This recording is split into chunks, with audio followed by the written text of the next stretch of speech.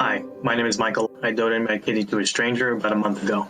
I didn't think much about kidney disease until I found out that there was a person at work that needed a kidney.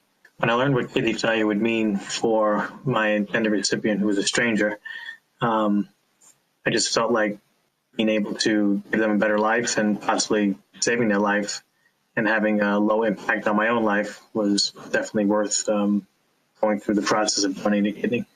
When I learned about kidney disease and its treatment options, I was surprised that there aren't really many options.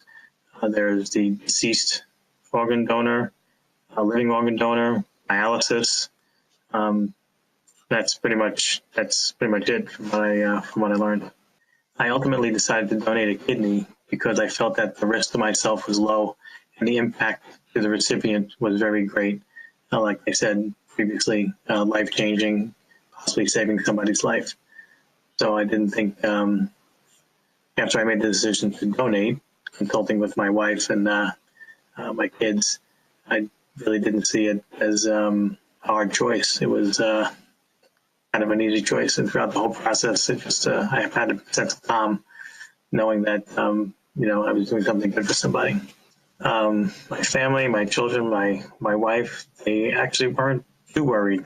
For my kids, I explained to them that we have two kidneys, but we only need one, and that I was helping somebody.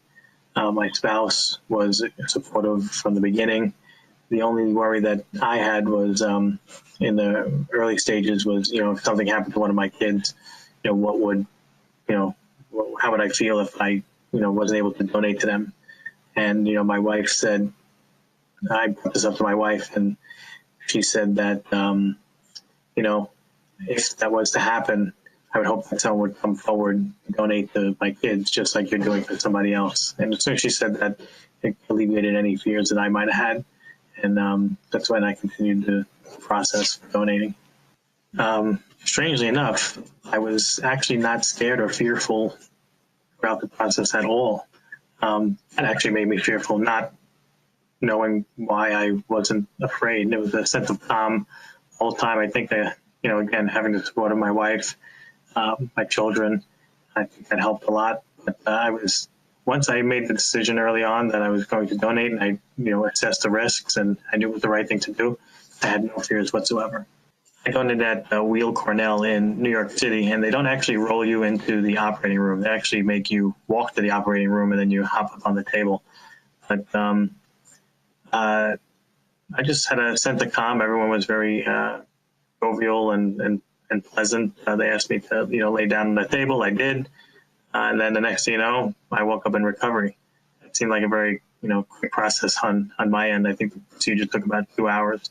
But I didn't really have, again, too many thoughts because my mind was clear and I knew it was the right thing to do. The best moment after my surgery was immediately when I woke up in recovery and I got to see my wife. And, I asked her how everything went, and she said that she was told everything went great. So it made me had a good feeling. I know they said that my kidney was transplanted into my recipient and it had a normal kidney function as soon as they hooked it up.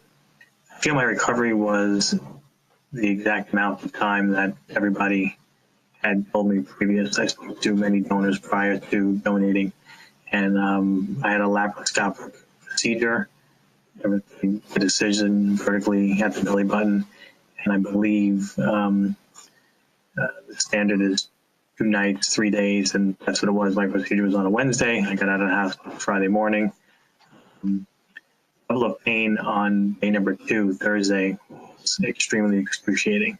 It was not from the incision site. It was more of the gas I was told would travel up your shoulders and throughout the rest of your body. All of Thursday was pretty bad. They had to give me some stronger medication for that. After Thursday, each day got better and better. And I would say probably after about 2 weeks, I felt somewhat normal. What I learned about myself and others. What I learned about others is that during my time of need, a tremendous amount of people gave support. Many of the friends that we have locally here in our neighborhood, at my children's school, people cheered at on our porch at the house to drop off food. People sent things through the mail. The outpouring of text messages, emails, phone calls. It was just nice and refreshing to see that people cared. They thought the act that I was doing was a selfless one, and they wanted to support that. After donating a kidney, my health or life has not really changed much at all. I'll be going back to work. My job gave me off 6 weeks of work, and so this Monday, today is Wednesday. Monday, I'll be going back to work. I feel exactly the same, no different whatsoever. If I didn't know that I had a kidney removed, then I wouldn't know that I had a kidney removed. Eating, being able to, drink whatever liquids, water, whatever the case is. No dietary restrictions. I really have no issues whatsoever. The incision area has healed extremely nicely. No pain at all. So one regret I have is I wish I would have journaled this process from beginning to end better. I do have a timeline that I made. My wife told me to start writing things down, so I do have a timeline.